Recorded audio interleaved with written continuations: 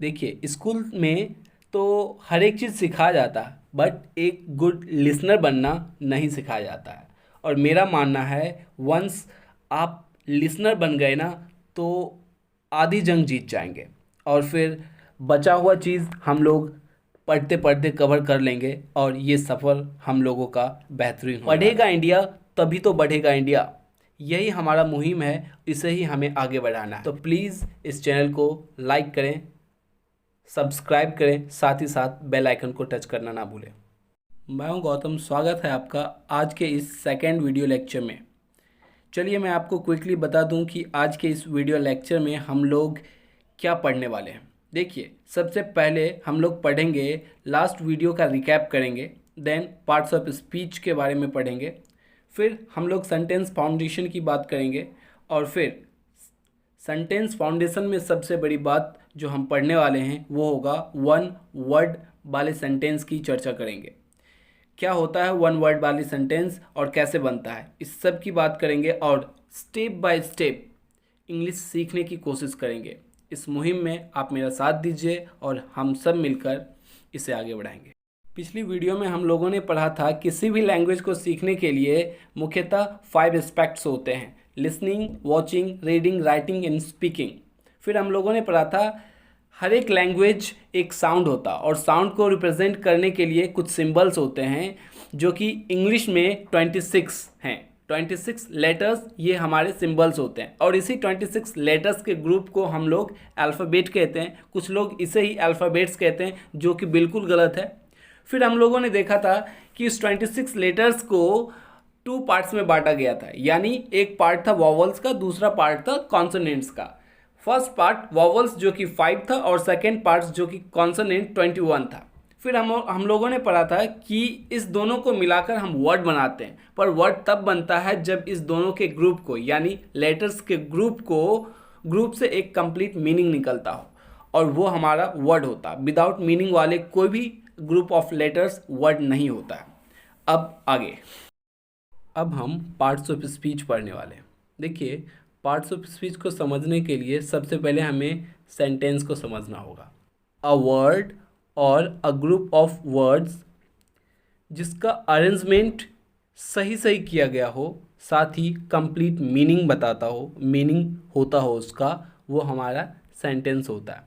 चलिए, इसे समझने के लिए हमने यहाँ पे कुछ ग्रुप ऑफ वर्ड्स लिखा है एक लाइन में, और दूसरी लाइन में फिर से मैंने एक ग्रुप ऑफ वर्ड्स लिखा है। चलिए देखते हैं कि कौन सा सेंटेंस है और कौन सा सेंटेंस नहीं है। फर्स्ट है हमारा नॉट आर यू ऑनेस्ट। इसे पढ़ने के बाद आपको क्या लगता है, क्या ये सेंटेंस है? क्या इसका कोई मीनिंग निकलता है? नहीं निकलता है, बिल्कुल नहीं निकलता है, इसलिए ये हमारा सेंटेंस नहीं है। ठीक यहीं पे दूसरी सेंटेंस को, यानी दूसरे वर्ड ऑफ ग्रुप्स को देखते हैं तो क्या होता है। देखिए, यू आर नॉट ऑनेस्ट, यहाँ पे इसका एक प्रॉपर मीनिंग निकल रहा, और इसका अरेंजमेंट भी सही तरीके से किया हुआ है, यानी इसका मतलब है आप ईमानदार नहीं हैं, और ये हमारा सेंटेंस है। चलिए एक और एग्जांपल लेते हैं। यहाँ पे हमने लिखा है she beautiful is a girl. Friends, इसका भी कोई मतलब नहीं है, क्योंकि ना तो इसका अरेंजमेंट सही है और ना ही ये कोई मीनिंग दे रहा है, तो ये भी हमारा सेंटेंस नहीं है। अगर इसी को हम सही तरीके से अरेंज करके लिखें तो देखिए कंप्लीट मीनिंग देगा, और ये हमारा सेंटेंस होगा। देखिए, she is a beautiful girl. अब देखिए, ये सेंटेंस, ये ग्रुप ऑफ वर्ड्स एक प्रॉपर मीनिंग बना रहा है, इसका अरेंजमेंट भी सही है, इसलिए ये हमारा कंप्लीट सेंटेंस है। चलिए, मैंने इसके डेफिनेशन में बताया आपको समझने के लिए, अ वर्ड और अ ग्रुप ऑफ वर्ड्स, यानी एक वर्ड भी कोई सेंटेंस हो सकता है। अब एक वर्ड वाले सेंटेंस क्या होता है, चलिए उसे देखते हैं। जैसे राहुल, देखिए राहुल तो एक वर्ड है, लेकिन ये कोई सेंटेंस नहीं है, कोई स्टेटमेंट नहीं है, कोई सेंटेंस नहीं है ये। लेकिन जब हम यहीं पे गो कहते हैं, गो, गो मीन्स जाओ, कम कहते हैं, कम मीन्स आओ, ईट कहते हैं, ईट मीन्स खाओ, इसी तरह ड्रिंक कहेंगे तो पियो। ये सारे सेंटेंस हैं।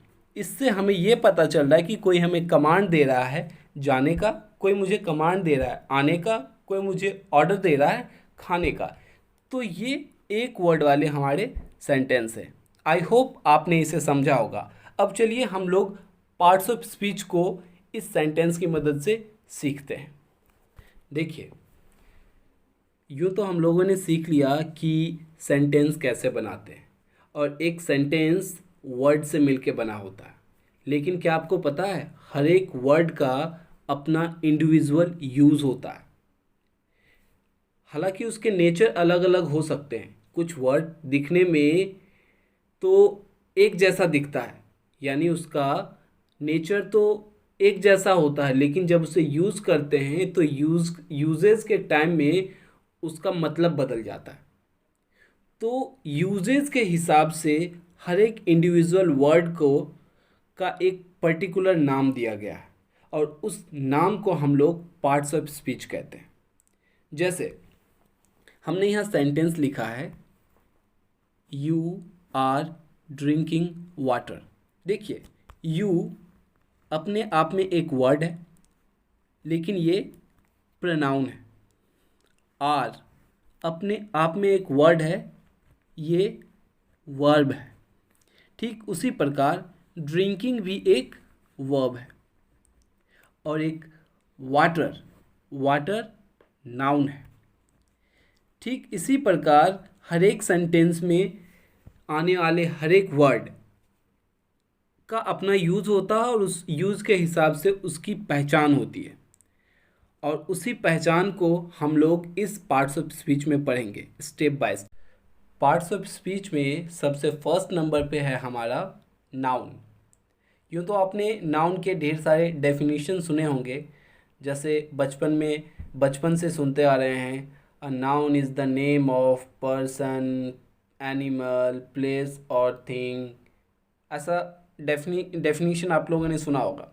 बट इतना जटिल बनाने की ज़रूरत नहीं है नाउन को। Noun is very simple. Noun क्या है? नेमिंग वर्ड है। दुनिया में जो भी वर्ड है उसके नाम को नाउन कहते हैं। बस इतना समझिए, जैसे Ram, Mohan, Sohan, Sita, Gita, Patna, Delhi, cat, dog, pen, table, bench इत्यादि, ये सारे नाउन हैं। इसके लिए कोई डेफिनेशन पढ़ने की ज़रूरत नहीं है। सिंपल नाउन क्या है? नेमिंग वर्ड है, बस ख़त्म। यहाँ पे मैं आपको नाउन का डिटेल नॉलेज नहीं दूंगा। डिटेल नॉलेज के लिए मैं आपको एक सेपरेट वीडियो लेक्चर बना के दूंगा, जिसमें कंप्लीट नाउन हम लोग पढ़ेंगे। फ़िलहाल के लिए इतना ही। अब हम लोग पढ़ लेते हैं प्रोनाउन। प्रोनाउन होता क्या है?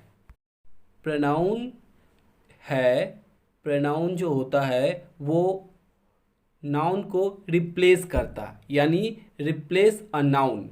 ये सिंपली हम कह सकते हैं कि जब हम किसी भी नाम को बार बार रिपीट करने से अगर हमें बचना हो सेंटेंस में, पैराग्राफ में, तो हम वहाँ पे प्रोनाउन का यूज़ करते हैं। इसे छोटे से एग्जाम्पल से हम समझते हैं।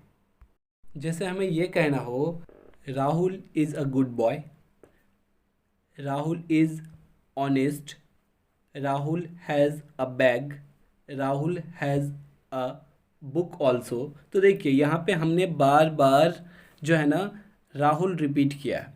अब इस रिपीटेशन से बचने के लिए हम इस तीनों जगह पे राहुल को रिप्लेस करके हम ही का यूज़ कर देंगे। फिर कुछ इस तरीके का सेंटेंस होगा, Rahul is a good boy, he is honest, he has a bag, he has a book also. तो देखिए अब सुनने में बेहतर लग रहा है। तो यही काम है हमारा प्रोनाउन का। आई होप आपने इसे समझा होगा। बचा हुआ 6 टाइप्स हम लोग नेक्स्ट वीडियो में पढ़ेंगे। थोड़ा सा लंबा वीडियो इसलिए नहीं बना रहा हूँ क्योंकि आप लोग बोर ना हो जाए। Thank you so much for watching this video. Bye bye and take care.